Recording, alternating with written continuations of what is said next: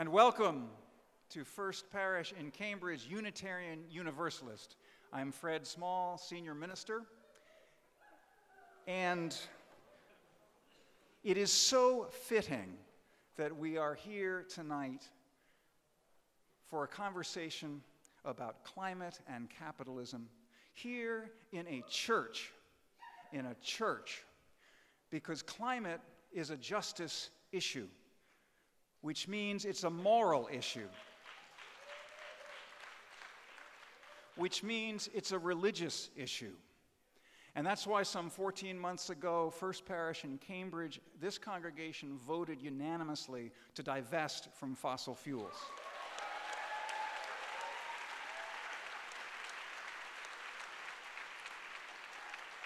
And we are still waiting on Harvard to follow suit.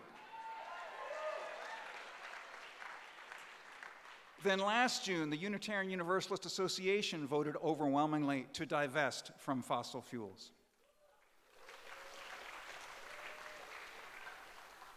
And now the Unitarian Universalist Association and UU Service Committee have launched a new undertaking, Commit to Respond. Tim DeChristopher is helping with that. And that is going to Commit to Respond is going to challenge individuals and congregations to take action and activism seriously about climate change. Every religion forbids theft, and climate change is theft from future generations and from the most vulnerable people on the planet. So we are so honored to be hosting Naomi Klein tonight, so delighted that all of you are here. Welcome.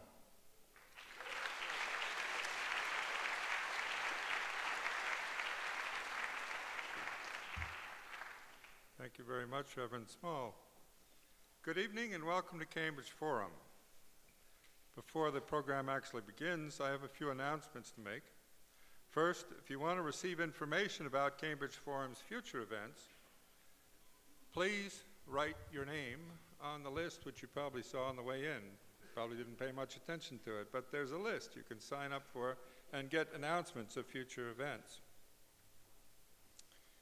You can also find information out there concerning membership in Friends of Cambridge Forum, our support organization. Cambridge Forum has been presenting these free public discussions in Harvard Square for more than 48 years, thanks to the generosity of our friends. This is where you come in. You can join the friends. Thank you very much for all the friends that have made this possible, and particularly this evening for Janet Burns, a member of the Cambridge Forum Board and the Friends, who has made this particular evening possible. There are also several other groups that have information out on the table there, and two of them would like to say a quick word. First, Divest Harvard, Canyon Woodward.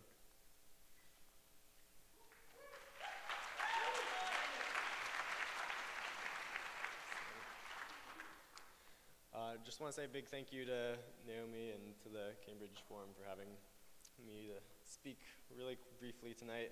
Just out of curiosity, how many people have heard of the Divest Harvard campaign here? Okay, awesome, sweet. So some of our work is paying off.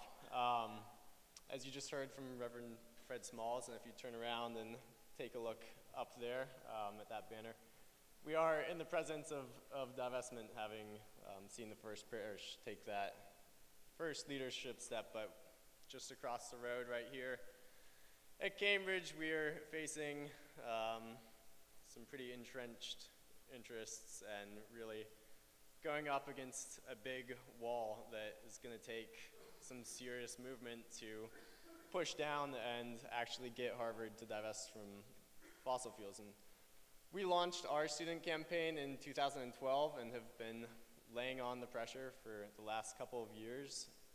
We've got over 72% of students in support and almost 1,000 alumni and almost 200 faculty members and over 65,000 community members have signed our petition. And yet,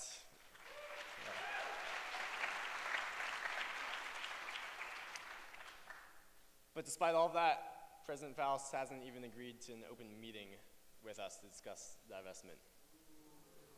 Yeah. And so I'm here to give a rallying call and ask for you all's support. As we saw, well, it was before my time, I didn't see it, but with the apartheid campaign in South Africa, and more recently with the tobacco divestment campaign and genocide in Darfur, the community of Cambridge can be really powerful in pressuring this entrenched university into action. And so on that note, next week, beginning on Monday and going all the way through Friday, we are launching a fast to continue our call for an open meeting and for divestment. And we would so much appreciate your support in joining us in this fast, whether that's for a day or for a couple of days. Please go to our website, divestharvard.com, and sign up there to participate with us in this fast and put the pressure on Harvard. Thanks so much.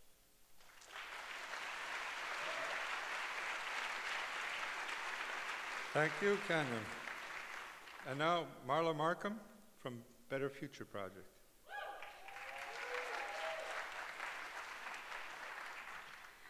Hi friends, I'll be quick because you're not here to see me. I am really excited that we've got so many things happening in the Boston area, both coming out of the People's Climate March and of course, we had a lot heading in. I want to make sure that you know that the 350 Massachusetts website calendar is a resource for you, and if you want to send us any events like this, we would love to put them on the calendar. You can go there and find out what's happening. One thing that's happening this very weekend, Sunday, October 19th, Flood Boston gathering. I know that maybe you all passed out all of your flyers, right? Oh, they have a few left. So they're with the tables afterwards. You can find the Flood Boston folks. So for people who heard about Flood Wall Street or who are there and want to talk about it some more, who want to reflect on it and figure out how we can continue that work here in Boston, there's a group of folks who are driving that work, and many of them are here, and they have a couple of upcoming events. One of them is on Sunday, the 19th, and another is Wednesday, the 22nd. We'll make sure these events are on the 350 Massachusetts calendar. That's 350ma.org. 350 Massachusetts is one of the things that we work on and support at Better Future Project. We're pretty young. We founded ourselves, I suppose, in January of 2011. And the other thing I would like to put on your radar upcoming is that November 1st, the Climate Summer application launches for next summer. So if you know somebody between the ages of 18 and 25 who might want to spend next summer doing some values-based organizing around climate change with frontline communities, mostly here in Massachusetts, maybe a little further in New England, we would love to have them apply, and you can find that at climatesummer.net. We would love for you to get involved with any of the work that we do, and please come and see us. We will be tabling after the event out back, and anybody who's here in a 350 Massachusetts t-shirt can probably answer your questions, and there will be 3 of us who are planning to table. So thanks very much, friends.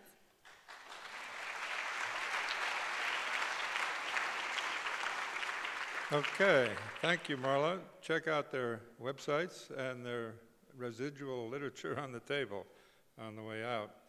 Now, after the program is over, there are copies of Naomi's book up here, but we're going to try to organize access here so you can get in the line and do this somewhat orderly. It's not going to be a rug or scrum up here. What we want people to do is actually go around the back and come down that aisle so that there's kind of a line. And anybody in the center, go to the back of the church and around, and same from the right as you came in. The operative aisle will be that one over there. And presumably, if we get it organized, we can get a lot of books signed in the time remaining. Naomi Klein has to move on and won't be here forever, so we want to be able to do this efficiently for her. She's willing to sign any other books you may have brought along of hers, But please, no posters or cocktail napkins or programs or baby pictures or anything else. I mean, basically books is what we're looking at here. Now, as many of you may know, the Cambridge Forum does this on a regular basis, but some of you may be new here this evening. So let me explain a little bit the protocol. Cambridge Forum's public programs are recorded. That's why you see some of these things up front here. And then they're edited, and they're produced for half-hour radio programs aired through the nationwide network of national public radio stations. Podcasts of the program are available. And if you want to subscribe to the podcast, there's a form at the entryway which you can fill out and put your name on and email address, and you'll get some information about that. In addition, tonight's program is being videotaped by the WGBH Forum Network, as well as the Quincy Public Access Television station and several freelance videographers. Video of the program will be available on YouTube with some reasonable turnaround time. It takes a few days to do this. Because our programs are recorded, however, we would ask you at this point to turn off your cell phones, or buzzers, or beepers, or even your vibrators, or whatever else you got going there. I mean, basically, we don't want to hear a lot of this stuff on air, neither does the country at large. The whole thing, though, means that we want to record your questions quite deliberately, and for that reason, we ask you to come forward to that mic in the center of the center aisle. By coming forward, you give us permission to use your question eventually, if it makes the cut, as it were. That is, not all do because of the time constraints. Many are called, but few are chosen. So, shall we begin? Welcome to Cambridge Forum, discussing This Changes Everything, Capitalism versus the Climate, with Naomi Klein. I'm Tim Weiskell, a member of the Forum's board, and I'll be your moderator this evening. Naomi Klein has been exploring the interface between environmental degradation and capitalism since her first book, No Logo, appeared in 1999. Her provocative new book, This Changes Everything, argues that carbon is not the ultimate force behind capitalism and climate. The real force is capitalism and its internal dynamics. She provides a far-reaching explanation of why the climate crisis challenges us to abandon the core free market principles of our time. We need, she argues, to restructure the global economy and remake our political systems. Who, after all, benefits from the status quo? How deeply are the current energy corporations embedded in our political economy? How difficult will it be to change this political economy? Naomi Klein is an award-winning journalist, syndicated columnist, and author of the New York Times and international bestseller lists The Shock Doctrine, The Rise of Disaster Capitalism, and No Logo, Taking Aim at Brand Bullies, a book which the New York Times called a movement Bible. That was the movement Bible. This is going to be the library, right? She's a contributing editor to Harper's and a reporter for the Rolling Stone, and writes a regular column for The Nation and The Guardian that is syndicated internationally by the New York Times Syndicate. In 2004, her reporting from Iraq for Harper's won the James Aronson Award for social justice journalism. Additionally, her writing has appeared in the New York Times itself, the Washington Post, Newsweek, the Los Angeles Times, the Globe and Mail, El País, L'Express, and the New Statesman, among many other publications. A collection of her writings, Fences and Windows, Dispatches from the Front Lines of the Globalization Debate, was published in 2002. Klein is, among other things, also a member of the board of directors of 350.org. Welcome to Cambridge Forum, Naomi Klein.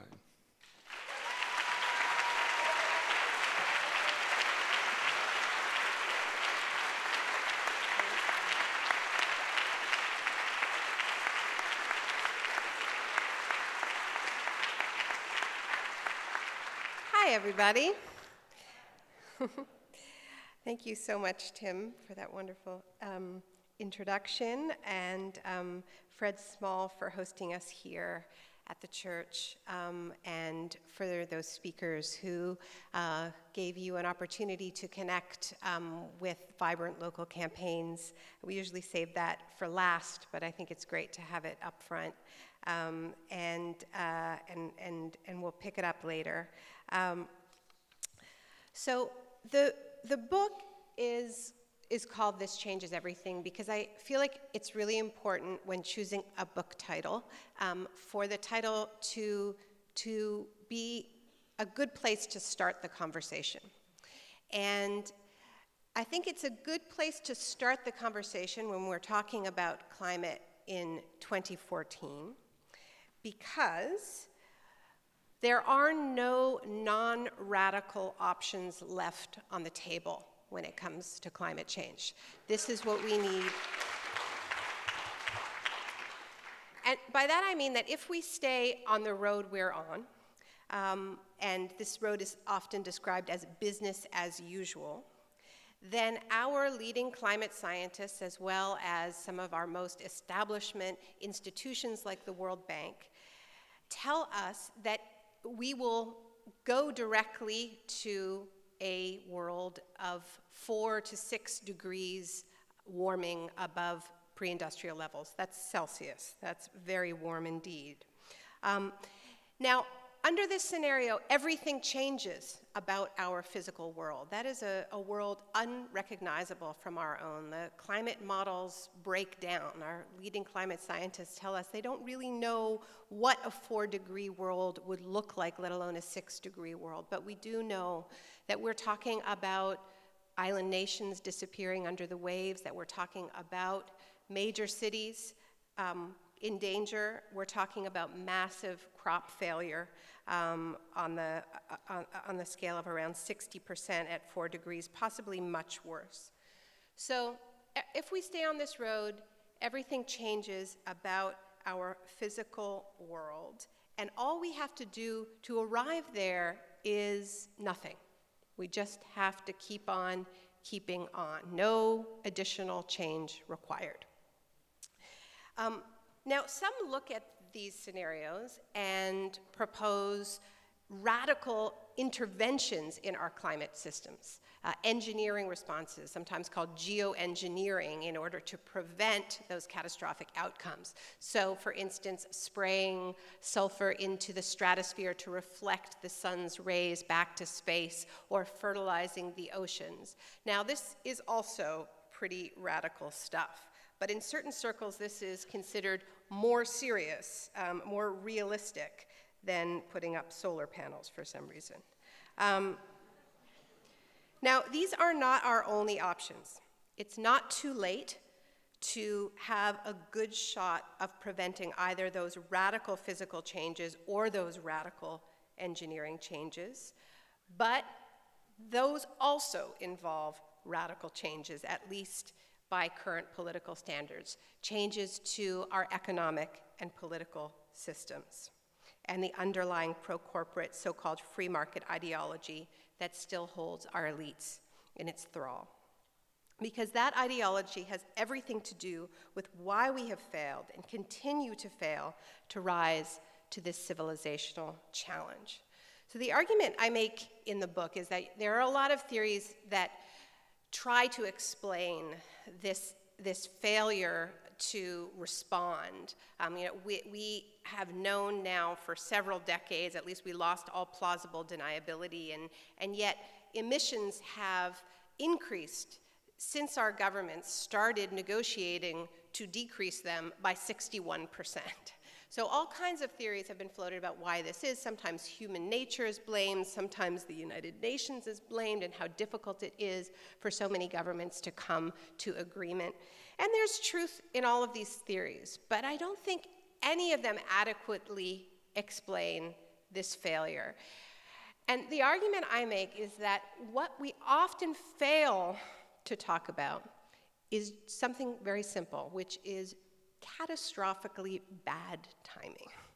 by which I mean that the climate crisis landed on our laps, on our collective laps, at the worst possible moment in our ideological evolution, and that moment was 1988.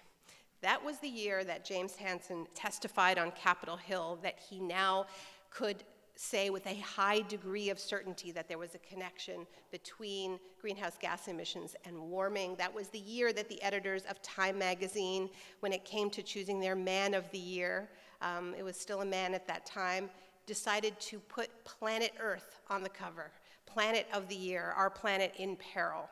So that reflected the fact that people's attention was focused on this crisis, and that momentum led to the Rio Earth Summit in 1992, the signing of the UN Climate Convention, the creation of the Intergovernmental Panel on Climate Change in 1988.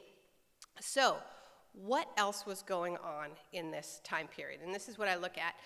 So, 1988 was the year that Canada and the US signed the first free trade deal that later was extended to form the North American Free Trade Agreement, NAFTA, which became the prototype for all of these free trade deals that we're still dealing with, like the Trans-Pacific Partnership and the whole alphabet soup that they continue to throw at us. It was the year before the Berlin Wall collapsed. It was the moment that Francis Fukuyama declared history over. It was the triumphant moment in the ideological project that in most parts of the world is called neoliberalism. Now, we here call it free market ideology or just the Republican Party or the Cato Institute. I mean, it goes by many names, but we're all familiar with the core tenet of this project, which basically holds that the role of government is to unleash the awesome power of the market and just get out of the way as much as possible. And this is accomplished through a few familiar pillars, like the auctioning off, the privatization of the public sphere, the deregulation of the corporate sphere when they want it, and the hyper-regulation in terms of protecting intellectual property rights and so on. The cuts to corporate taxes and taxes for the rich, paid for with cuts, with deep cuts to social spending, all locked in under those corporate free trade deals. Now, in this country, this ideological project led directly to the deregulation of the banking sector that caused the financial crisis in 2008, to the hollowing out of the manufacturing sector, to the Clinton-era attacks on welfare and other so-called entitlement programs, to rising education costs and heavy debt loads. Far less understood is that this ideological project also made it inevitable that we would fail to rise to the challenge of climate change in this period. And the reason for this, in retrospect, is obvious, because climate change is the very essence of a collective problem, crossing all national boundaries. It therefore demands unprecedented collective action, and yet it hit us at a time when Margaret Thatcher was telling us that there was no such thing as society, that we were simply a collection of individuals and family units. And we have a political elite that, as I said, remains in the grip of this ideology that cannot imagine taking bold action for the collective good, even with stakes as high as these. So even with every major scientific organization warning, as they are, that we are headed towards catastrophe, even when you have John Kerry describing climate change as a weapon of mass destruction, the solution again and again is, well, let's create a market mechanism, right? Let's find a way for the market to solve this for us, which is a very particular ideological lens through which to see this crisis. You know, sometimes I get accused of politicizing the climate debate by talking about capitalism, but the truth is the way we have responded to climate change over these 2.5 decades has been highly political and highly ideological. It's just that because it has fit within the confines of the dominant ideology, it's easier, it's harder to see. So it's extremely political and highly ideological to create an emission trading scheme to deal with carbon instead of regulating. And yet that is what was done at the United Nations and when Kyoto was negotiated under pressure from the US, which then didn't sign the Kyoto Agreement. It's highly ideological for big green groups to dole out shopping advice in response to a collective crisis and say it's about changing your light bulbs and switching to a hybrid as opposed to joining a mass movement. That is highly political and highly ideological. So I'm going to be talking specifically about how this kind of market supremacist logic clashes with what we have to do to rise to the climate moment. And how we cannot avoid engaging in a true battle of ideas about what values and core principles should govern our societies. And this is the debate we have been trying to dodge by trying to force climate into this non-threatening market-based system. But before I do that, I want to speak a little bit about power. Now, most mainstream discussion about why we have failed to deal with climate change blames public indifference, blames public apathy. And I've been told this several times as I've been touring with the book, talking to journalists, is this idea that the reason why politicians aren't acting is because politicians are governed by electoral cycles, and they aren't getting a message from voters that this is a priority for them. So people may say they care about climate change, but if asked to rank it, it will come in almost reliably last after almost every other issue. In other words, this isn't the issue that the majority of even liberals will vote over. Indeed, on the right side of the political spectrum, there's much more passion about climate change, but the passion is about denying its reality, as you well know. Okay. Now, the problem with this is that on the other side of the other side of the debate, you have highly motivated actors, not just those sort of hard-right deniers, but the fossil fuel companies that have poured a lot of money into that movement. These are forces that stand to lose trillions in so-called stranded assets if our governments decide to take climate change seriously and decide to live up to the 2-degree temperature target that they set in Copenhagen in 2009. So faced with the loss of these enormous profits, this industry fights to win. They fight like they mean it. They fight with passion, dare I say creativity. They buy off politicians, they spread misinformation, they fund denial campaigns. On the other side, all too often and for far too long, we've had this, meh, I care on a good day. So any serious plan to address the climate crisis needs a credible strategy for dealing with this massive imbalance of forces, this urgency gap, this passion gap. So it can't just be this wonky discussion about whether you prefer cap and trade to cap and dividend, or which green technologies you think are most promising. It has to also be about political strategy. And I think it has to be based on the premise that the only way you can win a battle against a small group of wealthy and powerful interests with a huge amount to lose is by building a movement made up of masses of people with even more to gain. And that is precisely what a justice-based response to climate change can offer, precisely by putting economic transformation at the center of our response to climate change. So, I think that's a good idea. So I want to drill down a little bit here into the ways in which we have this fundamental clash between our reigning ideological project and what the obvious things that we need to do to respond to this crisis, because they show why we need to have that battle of ideas, that battle of values. And they also show how we can build that transformative movement, that justice-based movement, that counterpower, okay?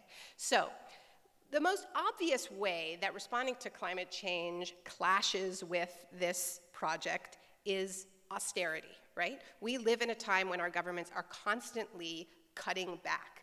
Now, what we need to do to get off fossil fuels in the very little time that we have left is we need to invest massively in the public sphere. We need to invest massively in the public sphere to build public transit that everybody can afford, which, by the way, may mean it's not profitable. Free public transit is not very profitable. We need to roll out dramatic energy transitions. The technology is there. We now have fantastic research out of Stanford University that says that the technology is there, the economics are there for us to move to 100% renewable energy by 2030. We can do it, but it requires huge public investments. And we also need to invest in the public sphere to protect ourselves from the heavy weather that we've already locked in, because we are no longer talking about preventing climate change. Climate change is here, it's going to worsen. We're talking about preventing catastrophic climate change. But the heavy weather is already hitting us, and we already have had many glimpses of this, of what it looks like when you have a collision between heavy weather and weak and neglected public infrastructure. You know, Hurricane Katrina, this is how I begin and end my last book, The Shock Doctrine, is, you know, you have a storm that actually, by the time it hit New Orleans, had been downgraded. It wasn't even that strong by the time Katrina hit New Orleans. It had been downgraded to a tropical storm. And it hits the levee system that has been systematically neglected, warnings ignored. So you have that collision, the levees break, the city floods. But that's not even the most serious collision between the neglected public sphere and heavy weather, because the real collision happens when it turns out that FEMA can't find New Orleans for 5 days and abandons the people of that city on their rooftops holding signs that said help in the Superdome. If you had money, you could get into your car, drive out of the city, check into a hotel, and call your insurance broker. If you depended on a public sector, a public sphere, to have an evacuation plan, to have some sort of role taking care of the public, you were out of luck. You were literally abandoned. And we saw something similar during Hurricane Sandy, where there was such a division, and let's be honest, these divisions break down not just along class lines, but along race lines, because in this country, everything about class is about race. And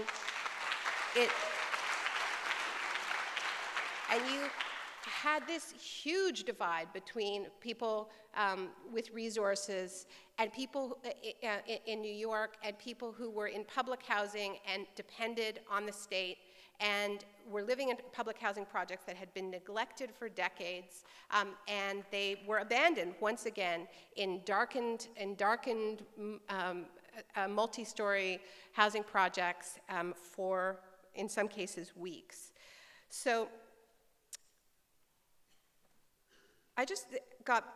one thing that can happen in these moments is that they can be a wake-up call, and they can be a wake-up call about the logic of austerity itself. Now, so far, this has only happened in glimpses, in moments. I mean, I always remember, and I quoted him in The Shock Doctrine, Jonah Goldberg, a very right-wing columnist, had this sort of little ideological breakdown during Hurricane Katrina, going, when disaster strikes, you want big government to ride to the rescue. All these guys who'd been systematically railing against big government were like, where's the government when you need it? So I just came back from launching the book in the UK, and there they had a very powerful example of this, where they had historic flooding this past winter. I'm sure many of you saw the footage. And once again, you had this collision, because it turned out that David Cameron and his austerity-crazed government had, despite the warnings from climate scientists saying that the way in which climate change is going to and is already playing out in the UK is with increased precipitation and more flooding, Cameron had cut back the environmental agency, which is responsible for dealing with flooding. He had laid off more than 1,000 workers. Another 1,700 workers' jobs were on the chopping block. Hundreds of flood defense programs had been cut back. And suddenly, people are going, wait a minute, where's the government? And this gets ugly. I mean, this is what's really important to understand, is that it is not just about whether the planet is going to get warmer. It's about whether we are going to become more brutal in the face of that warming. Because when we have a system that venerates greed and self-interest, what happens when disaster strikes is things get ugly. And we saw this really clearly, where suddenly all these Brits who had been supporting David Cameron's austerity program went, wow, we need money. Where should we get it? Well, the Daily Mail, which is a very right-wing tabloid, ran a petition off the front page calling on the Cameron government to divert money from foreign aid to the local flood victims. Why are we spending money helping Bangladesh when we have flooding right here? So this is pretty rich, coming from the country that has been burning fossil fuels longer than any other country in the world and invented the steam engine. But this is why we have to be talking about shifting our values, because if we allow these values to dominate our societies, they are going to dominate the way we respond to this crisis. So the good news is that this is the best argument for massive investments in the public sphere that progressive movements have ever had. They will create huge numbers of well-paying unionized jobs if we want them to, and it can revitalize moribund manufacturing sectors and bring services to the most underserved communities in the country, services that deliver real improvements in quality of life. And there's a really great local example here where one of the most visionary environmental justice groups in the country is ACE, Alternatives for Community and Environmental.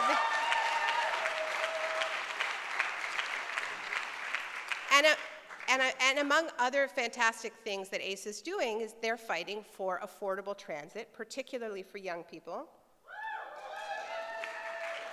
making the argument that this is about fighting inequality, about fighting for mobility, about fighting for real economic opportunities, and it's also about battling climate change, because if we're going to take this seriously, we need transit that is affordable for all.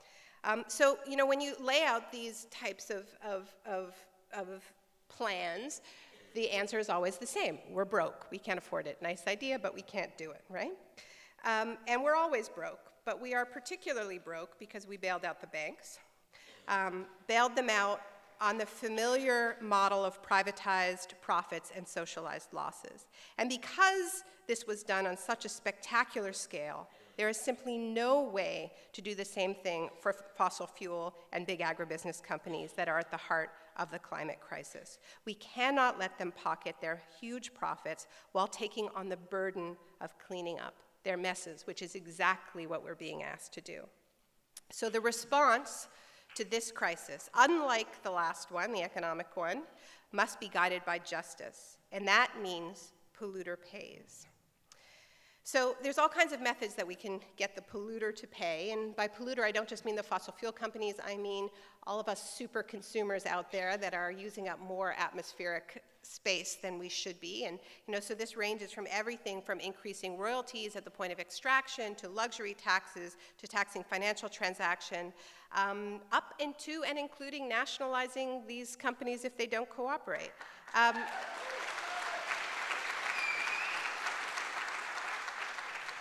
What we cannot do is accept climate policies that pass the bill on to working and unemployed people who are already struggling to pay their heating bills and to pay for transportation. I actually think that this is, for me, one of the reasons why I am such a supporter of the fossil fuel divestment movement, and I've been really excited to be part of it from the beginning as a board member of 350, and I was here in Boston with Bill on the Do the Math tour. But I have this secret agenda around divestment, which has to do with setting up the moral argument for the kinds of regulations that we actually need. And let me explain this a little bit.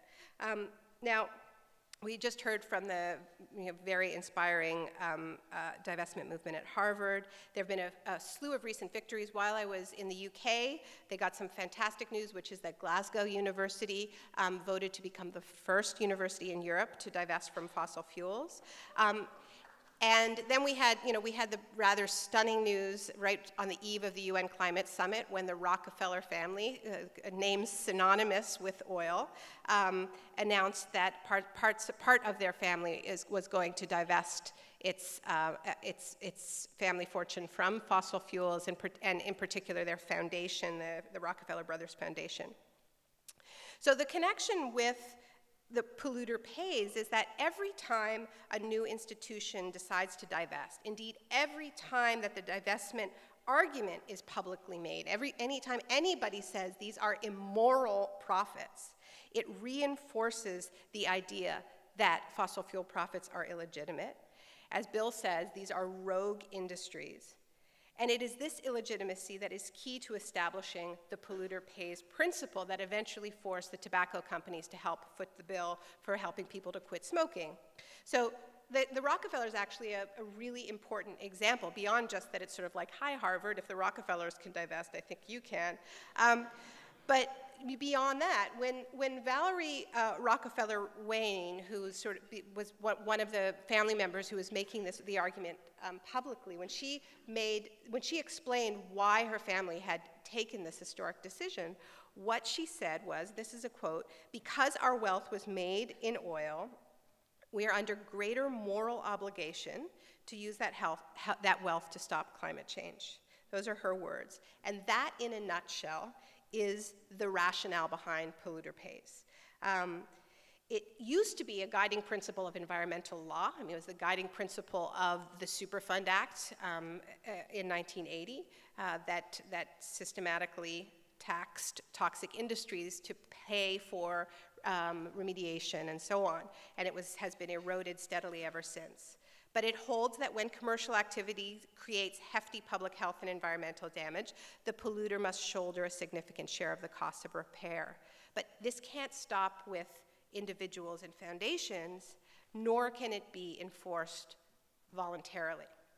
So, as I explained in the book, fossil fuel-based companies have been pledging for almost 2 decades now to use their profits to transition us away from dirty energy. British Petroleum rebranded itself Beyond Petroleum, if you'll recall, changed their logo to a sunburst, and only to back off renewables and double down on the dirtiest fossil fuels, including oil from the Alberta tar sands. They went back to their core competency, I believe was the phrase. Most of the oil majors spend less than 1% of their budgets on renewables, so don't be fooled by all those windmills in Chevron ads. In the book, I spend a fair bit of time picking on Richard Branson, which he's not very pleased about. But I do this for a very specific reason. In 2006, Richard Branson, the CEO of Virgin, made this very splashy announcement at the Clinton Global Initiative, where he said that he had seen the climate light. Al Gore visited his house and personally showed him the PowerPoint presentation. He had what he described as a road to Damascus conversion, and decided that he needed to take all of the profits from his airlines, his fossil fuel burning airlines, and his trains, his diesel burning trains, and divert them to coming up with a green alternative and to fighting climate change. He pledged to spend $3 billion over 10 years, a huge amount of money, and obviously he hasn't done it. He hasn't, even come close, and he now admits that he's not going to come close. But what's interesting to me is that, he says it's because he didn't have the money. He said that if his airlines weren't profitable enough, then he would get it somewhere else. So we audit all of this, and the truth is his personal wealth has increased by more than $1 billion in this time period. He's also launched at least 3 new airlines, including Virgin America and a domestic airline in the UK and Australia. His carbon emissions have gone up by 40%. He launched a luxury space travel operation. So the point is that, okay, let's give him the benefit of the doubt. Let's say he's the most enlightened billionaire in the world. He's locked within this grow or die logic, this grow or die system. But the original idea was a good one. We really do need to get those profits to pay for this transition. And clearly, they are not going to do it. The polluters are not going to do this unless they're forced to by law. And so back to the Rockefellers, you know, it's great that their foundation is divesting, but Standard Oil, which was founded by John D. Rockefeller, was broken up and it evolved into ExxonMobil. And ExxonMobil earned $45 billion in profits in 2008 and 2012, which still remains a world record for any company in the history of money. And other Standard Oil spin-offs are Chevron and Amoco, which later merged with BP. So you've really got all the big guys in there. And the astronomical profits that these companies and their cohorts continue to earn from digging up and burning fossil fuels simply cannot continue to hemorrhage into private coffers. So that's where I think the divestment movement campaign really comes in, because it is delegitimizing these profits. And if we accept that those profits are morally illegitimate, they should also be seen as odious. Something not just to publicly disassociate yourself from if you happen to be Harvard, but something to which the public itself can make a claim in order to clean up the mess these companies have left behind and continue to create every day. When that shift in consciousness happens, the pervasive sense of hopelessness in the face of a crisis as vast and costly as climate change will begin to lift. So we've seen how, in order to deal with this crisis, we're going to have to deal with inequality. We're going to have to have a progressive taxation system. We're going to have to invest in the public sphere and challenge the logic of austerity. There are also a lot of other examples I go into, and we can go into them more in the discussion period. But what, many of you have heard about Germany's quite spectacular transition to renewable energy. It's incomplete, it's imperfect. Nonetheless, it's worth celebrating that in a decade and a half, they've gone from having 6% of their electricity system come from renewable energy to having 25%. That's a very speedy transition. One of the things that we don't hear is that this has only happened because in hundreds of cities and towns, both small and large, citizens have voted to take back control over their electricity grids.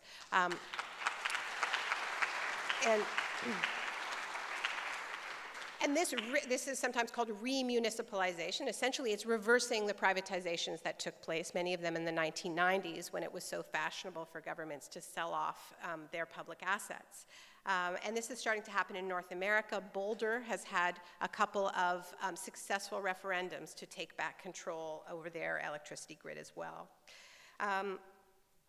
So listening to this, it might be tempting to think that all we need to do is return to a kind of pre-1980s, pre-Thatcher, pre-Reagan Keynesian model, mixed economy, less privatized, more regulated form of capitalism. And I think if it was 1990 or 1995, we might be able to respond to the crisis in that way. But here's the thing. There is what Michael Mann describes, the famed climate scientist at Penn State University, a procrastination penalty when it comes to carbon emissions, which means that if you allow emissions to increase by 61% instead of reducing them, you then need to cut them so rapidly and so deeply that it starts to present a fundamental challenge to the very core of our economic system. And this is why the subtitle of the book is Capitalism versus the Climate, because it challenges the fundamental logic of a growth-based economic system. What scientists at the Tyndall Center in Manchester tell us is that if we want to stay within our global carbon budget and we want to follow any kind of equity-based principle, countries like the United States, countries in the global north, need to be cutting our emissions by 8 to 10% a year. That cannot be done within a system based on pursuing continual economic growth. That doesn't mean that there will be years when the economy might grow, but it will be a very different kind of economy than the one we have right now.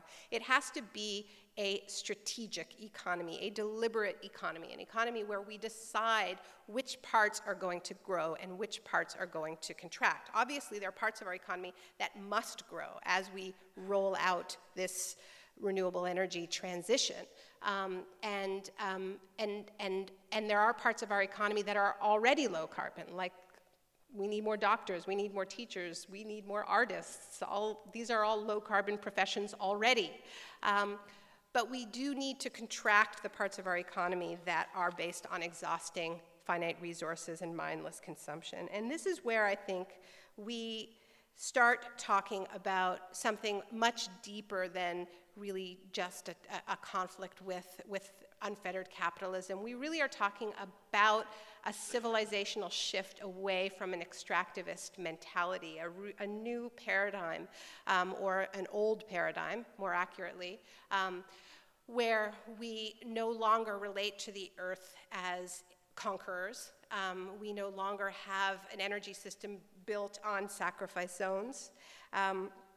And we challenge this idea that we can endlessly dominate nature, because that, I think, is at the core of this crisis, even more than capitalism.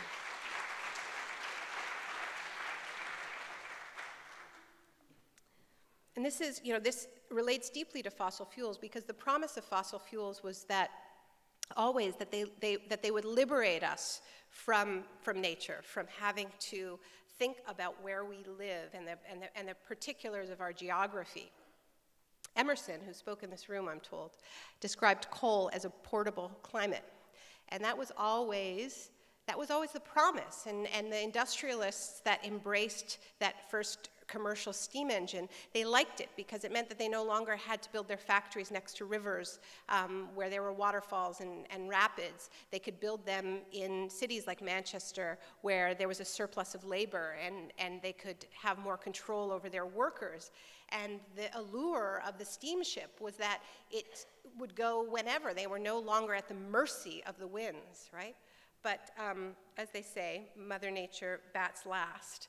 And this one-way dominance-based relationship, it turns out we are now being spoken back to, just something of a delay. So since this book's been published, I've gotten a little pushback on the use of the C word. People keep taking me aside and going, climate was big enough, did you have to make it about capitalism? And I understand the concern, but here's what we need to remember. It's not like we're talking about an economy that is working beautifully except for the small matter of rising sea levels. We're talking about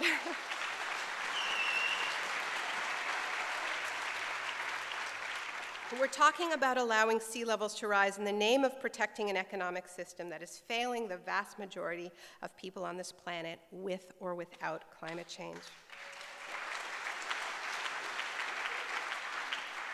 Naming the system of unfettered greed as the problem actually makes climate change a lighter lift, because while a lot of people aren't so sure climate change is their #1 priority, a majority of them know all too well that the economy is not working for them. I'm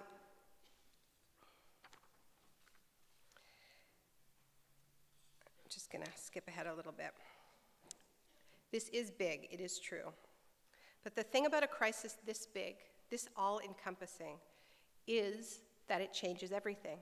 It changes what we can do and what we can hope for, what we can demand from ourselves and our leaders. It means there's a whole lot of stuff we've been told is inevitable that simply cannot stand. And it means there's a whole lot of stuff we've been told is impossible that has to start happening right away. Can we pull it off? All I know is that nothing is inevitable. Nothing except that climate change changes everything, and that for a very brief time, the nature of that change is up to us. Thank you.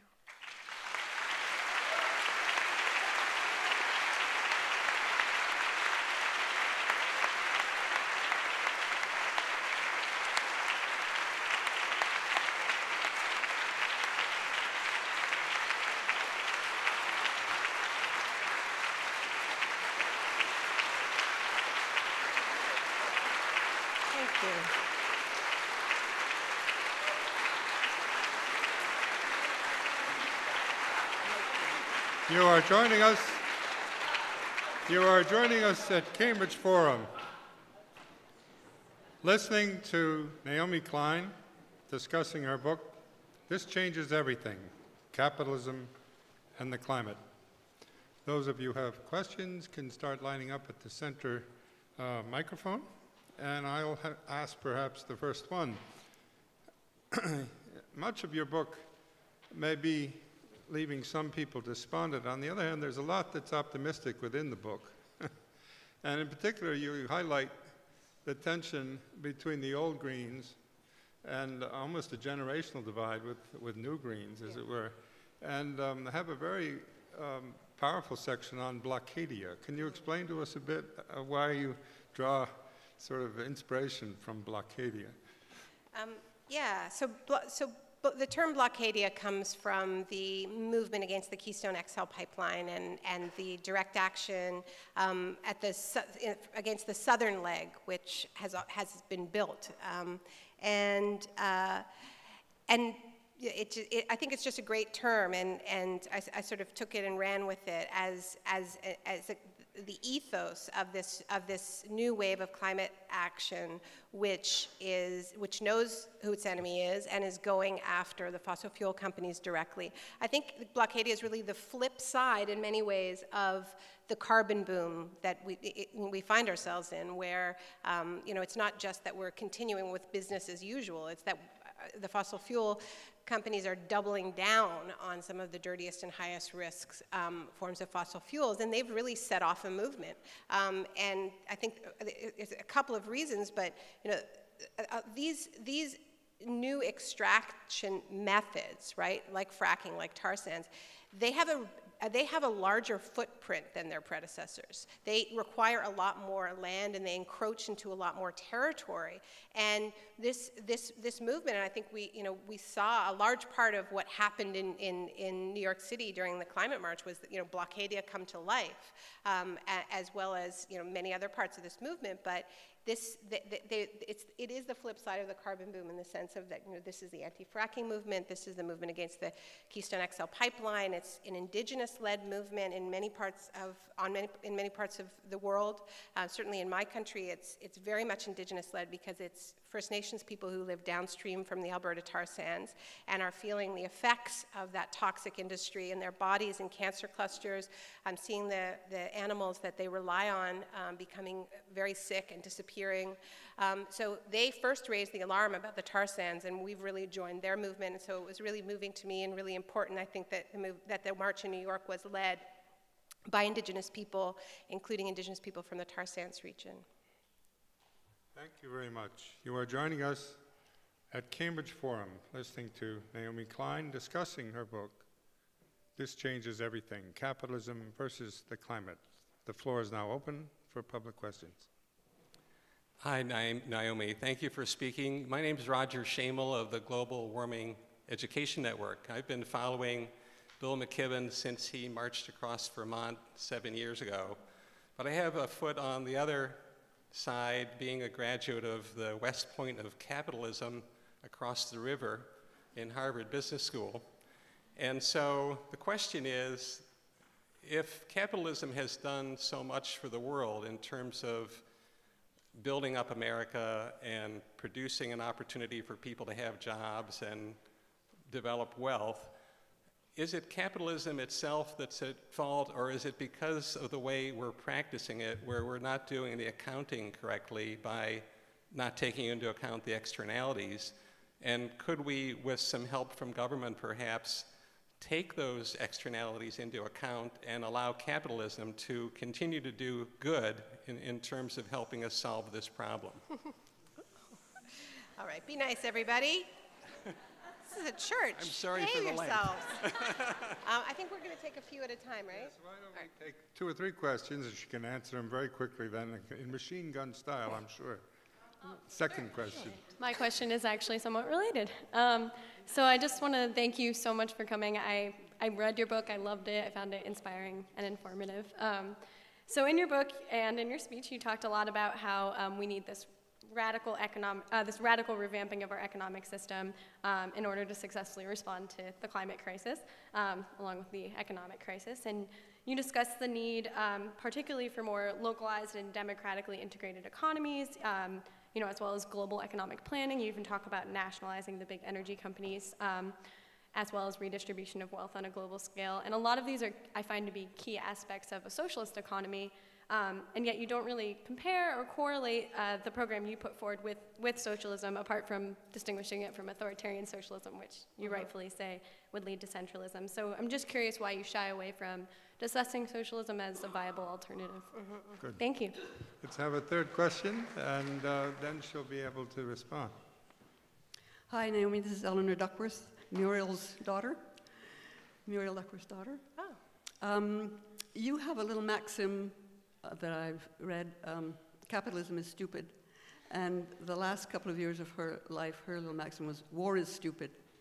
And I'm wondering where the military fits in your view of what's going wrong. Okay, all three questions there. Good questions. Can capitalism reform itself? Can it internalize the Yes. externalities? Yes. So I'm going to do it in reverse order.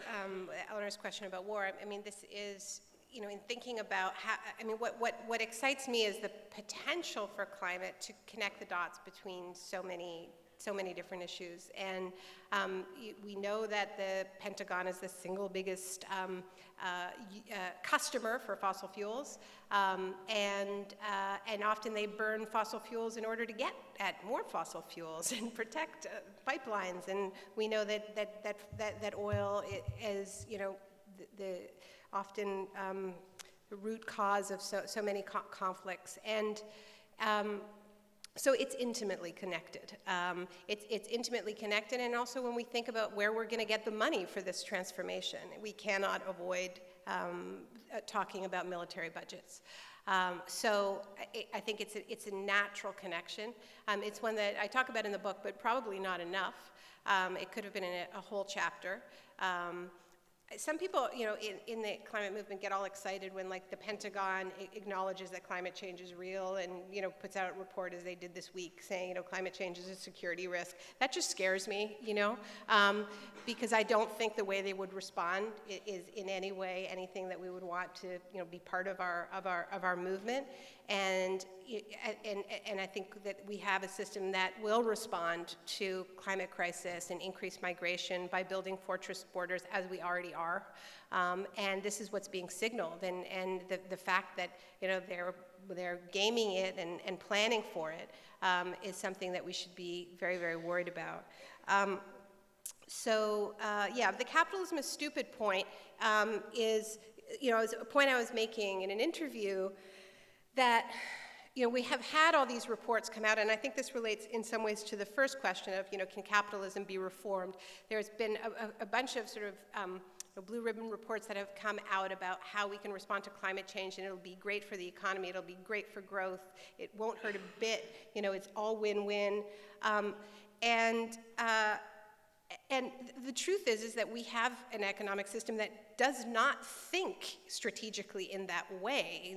There is no central committee going like, yes, longer term, it makes sense for us to prevent climate change than to destroy everything, including the economy. We have a system that encourages short-term profit-making at all costs. So we have players, in the book I talk about Michael Bloomberg, another one of these, billionaire climate would-be saviors, right? And I see him as a really interesting figure, because this is a guy who, has backed reports about carbon bubbles and stranded assets, and a report called Risky Business that got a lot of ink, which talks about how it makes way more sense to prevent climate change than to deal with the economic impacts later. And yet Michael Bloomberg, the billionaire worth $33 billion, invests his personal money in a fund that is dedicated to oil and gas. He doesn't just own a few oil and gas assets. He invests his money in a firm especially created for him. So you can simultaneously understand that it is stupid to do this, and yet still do it, because that's what our system is built to do, and that's what our system rewards. So that was what that reference was. But this idea that it's just about getting the right pricing And that's going to get us there. I think, first of all, it's not going to get us to zero. I think there are, which is what we need to do. We need to cut our emissions that deeply. We need to get off fossil fuels, and we need to do it quickly. So it's just going to take more robust measures than, just getting the externalities right. We've been talking about this for a really long time, and this is what I mean about, this can't just be a wonky discussion.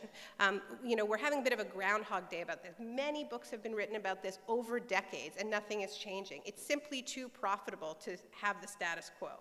And you're not going to build a movement based on proper pricing for externalities now, You're going to build a movement when people see the opportunity for their lives to be better right now. And so,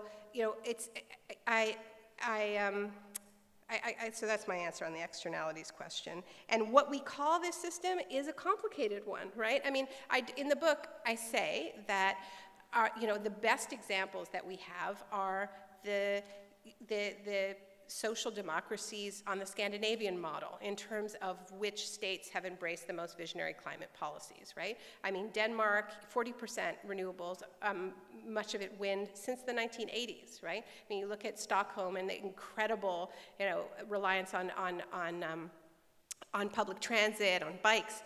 It's not a coincidence that the countries that have the best climate policies tend to be social democracies, because they don't see it as heretical to invest in the public sphere, to plan their economies, to embrace these models. The reason why I think it's problematic just to say it's socialism is because socialist economies have been some of the most extractivist and most brutal with relation to nature, in the world. I mean, Mao declared war on nature. I know you're not holding up Mao, but I think, definitely there are elements of this that are socialist, but it's also true that, what Chavez called 21st century socialism, even though he had good rhetoric on climate change, it was an extractivist economy. Same with Bolivia, same with Ecuador. So, our living examples, this is why, I don't have theoretical conversations about capitalism. I have conversations about capitalism in the real world. And I think we should look at how socialism is playing out in the real world. The great battle of our century has been over the redistribution of the spoils of extractivism. I actually think we need to go deeper than just how we're going to redistribute it.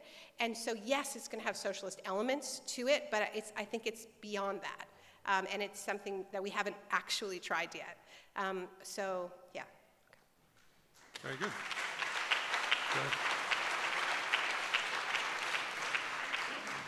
Question? There was a third question before about... Oh, she got all No, I got them all. She got all three. Oh, okay. I wove them seamlessly. I missed it. My name is Joshua Jackson. I'm active with 350 Massachusetts. I hope everybody here gets involved. We have postcards in the back to Governor Patrick that we hope you can sign to keep the pressure up. Okay. But yeah, quickly, the 350.org, that's in the name of the organization for which you're board for, refers to a CO2 concentration stabilization target.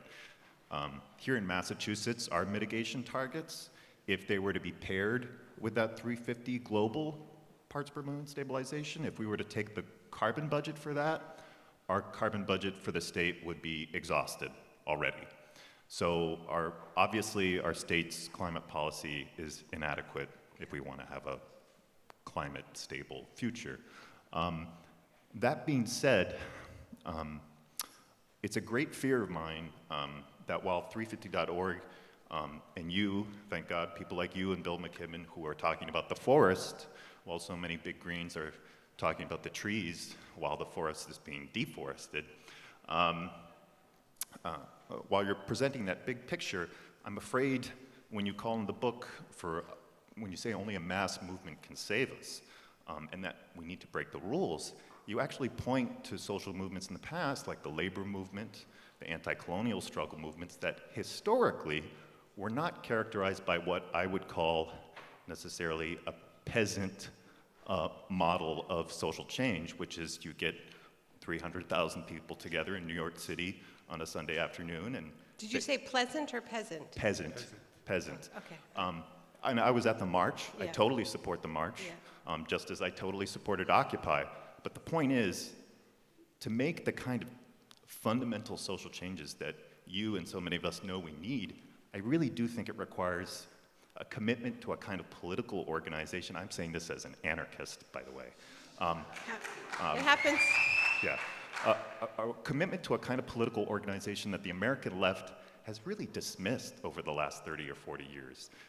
Organization based on membership dues, an organization based on democratic structures, an organization based on personal commitment, democratic power. And so is your question, where is that organization? Yeah, my question is, why has 350.org, you send out a survey asking what the movement thinks we should be doing.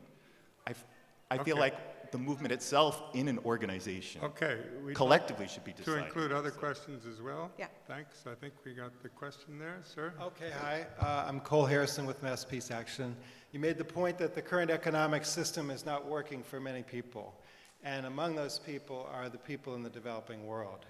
And I understand that even if the developed world gets off of carbon, then we will still have irreversible climate change if the developing world industrializes in a dirty way. So therefore, it's going to cost money that the developed world has to pay to the underdeveloped world to create a global green transition.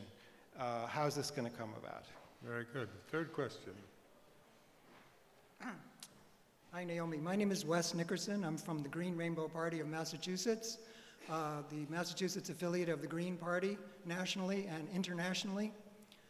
So the question I have is related to politics, electoral politics, and I understand that organizations like 350.org, the Better Future Project, and organizations like that are decidedly apolitical. In other words, they don't take positions on electoral politics because of their 501c3 status.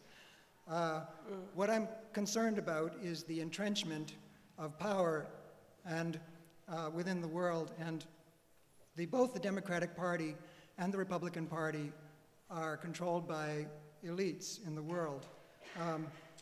Supporting either major party perpetuates business as usual.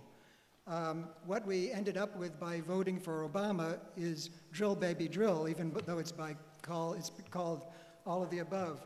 Yeah. So what I'm concerned about is when people like you are in positions of influence, you're speaking in front of us, and people are listening. And what I would like for you to do is take a position, an electoral position on candidates such as Howie Hawkins in New York, and our candidates who are running in Massachusetts. Okay, well, that's very, very direct. Thank you. All right. Let's try to approach those. Okay. Good questions, everyone. So I'll start with the most recent. I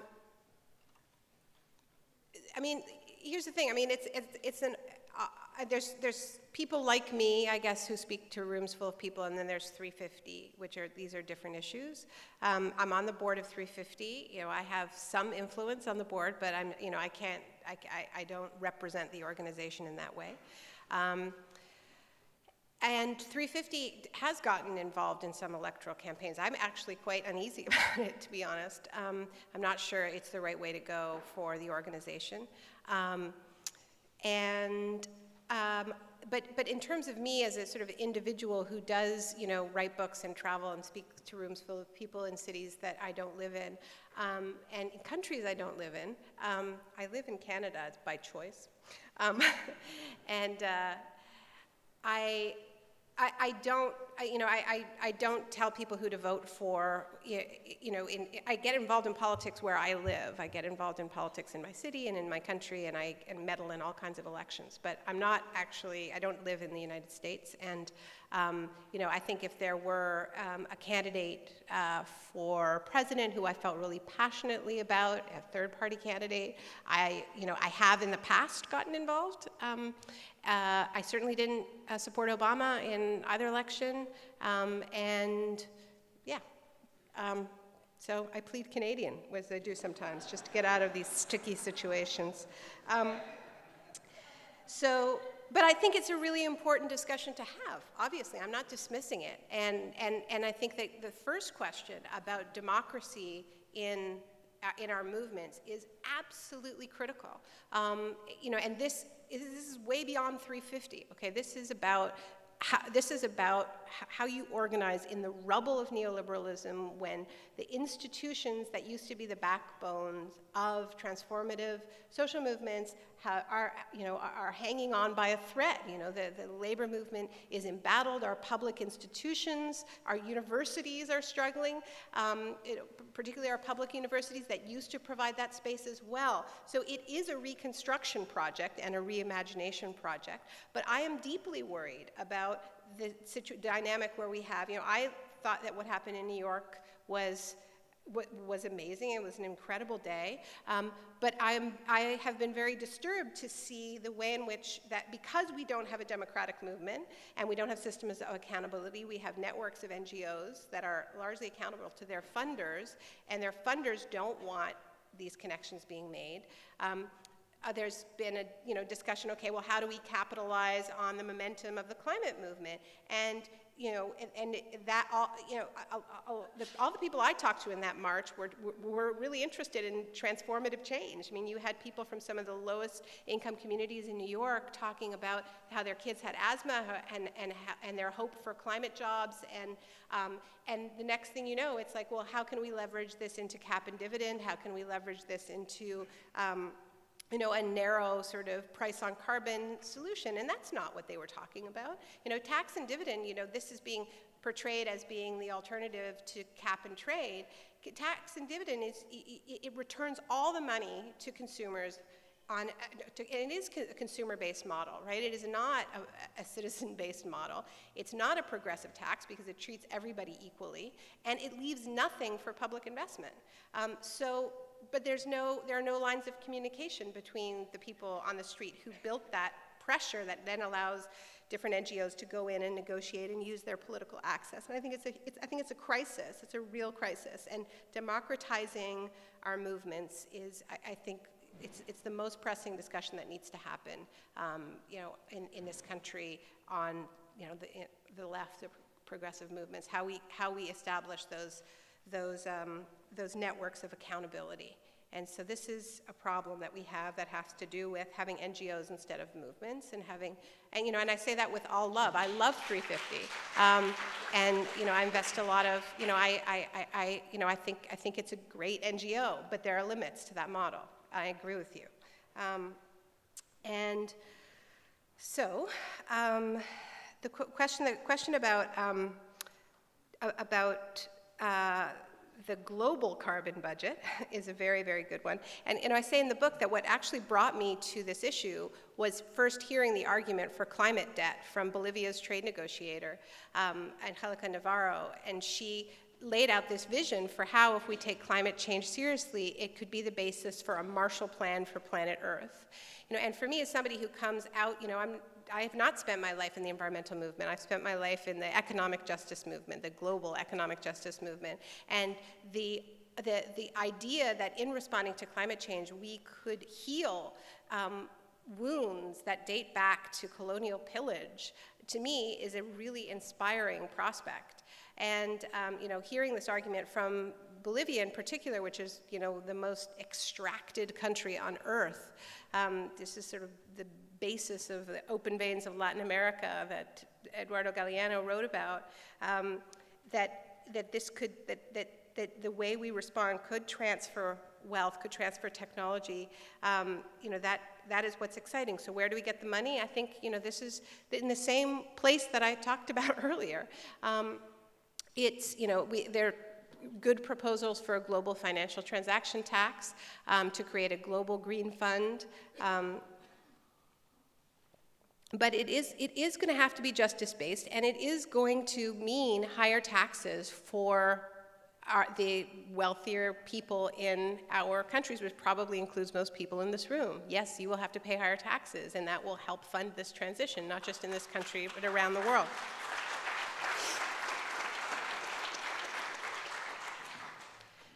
Sir. Good evening. I guess what you've heard buried in some of the questions tonight is that the movement is too wimpy and the leaders aren't really leading. I was down at the Flood Wall Street thing, and I think, what a waste of energy, what a waste of commitment. You could take half the number of people that showed up at Flood Wall Street, and if you you were organized and you distributed yourself efficiently, you could shut down Manhattan. Half the people in this room could shut down Boston. A few pews could shut down the Mass Pike tomorrow. Really, we are just being incredibly soft on ourselves. And there's one piece, I think your analysis is wonderful, but there's one piece missing, which is this is a moment of injustice that's very unlike any other in the past. We are all oppressors, and we are all victims of this. We can't just talk about the corporations. We have to talk our own collective addiction to these fossil fuels. The defense of the fossil fuel industry is people want it. People will buy it. And so we have to do something to break that connection between the corporations and the consumers. We can't get at the corporations. We have to, I'm afraid, get in the face of our fellow citizens. And that's what it's going to take. We are the enemy. We are the enemy. The roads we drive on to work are the weak link. And the good news is this infrastructure that's causing this global disaster is incredibly fragile. Incredibly fragile. Gas stations, automobiles, turnpikes, railroads. Would you help me overturn a couple cars on Church Street after the forum? Probably not. The question raises a very interesting dilemma that, in fact, is likely to become more pronounced in the coming months. Thank you, sir. Thank you, sir. The problem is this. As you probably noticed, Naomi, in the last few days, and in fact weeks, the price of oil has actually dropped. And as we succeed in moving off of fossil fuels, the price is likely to drop even more. Now, the coming crunch is this. How are we going to develop a rationale for people not to use cheaper and cheaper fossil fuels at precisely the time they should be moving towards renewables, when those are the most available for the poorest in the community? It's a huge, in another time, I suppose we would have called it one of the contradictions of late capitalism, but it may not be that late for capitalism if that is given, in a sense, a new impulse to extend cheap fossil fuels. For example, if we take the implication of that for agriculture, there's actually going to be a glut of food. In fact, food prices have fallen recently because petroleum prices have fallen. And the result is that the rationale for an increased petro-intensive agriculture, a la Monsanto and the like, has been forwarded as a way to move forward. And in a way, the connection, your question is, how does this relate to the shock doctrine? Her book, Shock Doctrine, drew our attention to the fact that it was shocks that had the capacity to enable well-organized corporations to capture the issue. This is the problem in climate. Well, and it's also the problem with leaving this to the market. I mean, I think that what this shows is the market is volatile, and it's a very, very unreliable partner in our transition. And but I definitely have to strongly disagree with this idea that we are all sort of equally guilty and we are the enemy. I don't think that most people hate filling up their cars and.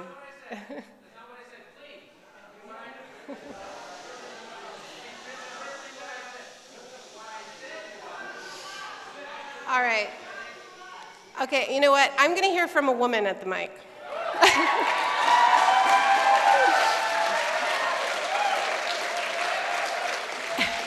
And yeah. It makes me really nervous about asking my question.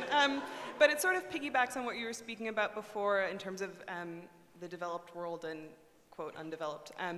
And sort of definitely renewable energy is a wonderful way to go, but I definitely see a bit of a contradiction in this idea of, a lot of solar panels, which can be water intensive and require raw materials. And a concern that I have is that the extractive relationship, if we are so concerned about, climate change, and the way we are going to do it is through this green development. I'm concerned that the extractive relationships will be reinscribed with developing nations, sources of these materials. And I was just wondering if you see that as a contradiction. Is it a contradiction we can live with? I suppose if we're dismantling capitalism, then that's something that would be overcome. What would it look like to not have an extractive relationship for obtaining those things? Yeah.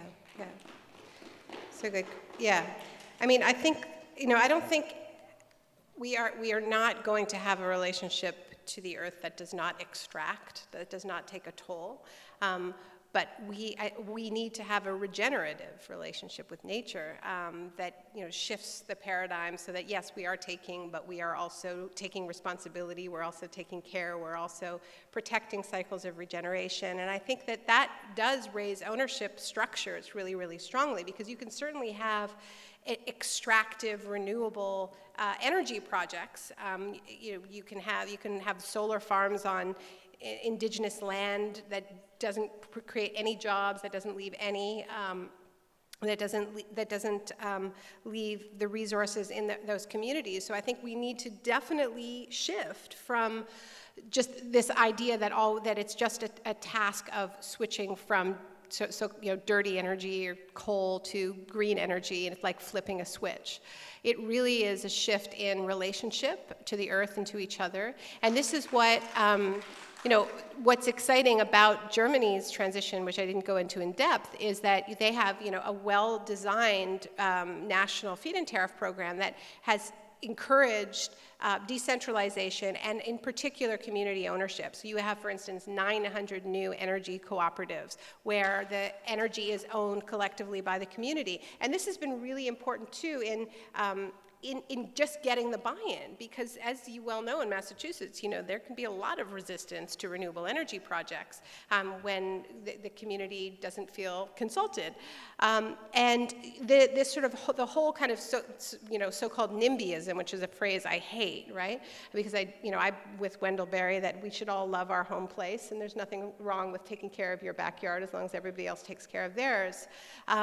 But when you have these systems of community ownership over renewable energy, which they have in Denmark to a large extent, and which they have in Germany as well, although it's under threat, that the whole NIMBY problem basically disappears. People want the projects in their communities because they're able to keep the resources in their communities to spend on other social programs, and that sense of collective ownership, I think, also makes us better stewards, better caretakers. And I don't think it's going to be perfect. And yeah, we're going to exhaust resources. There's a whole hell of a lot of us, but we can do it much better than we're doing it right now.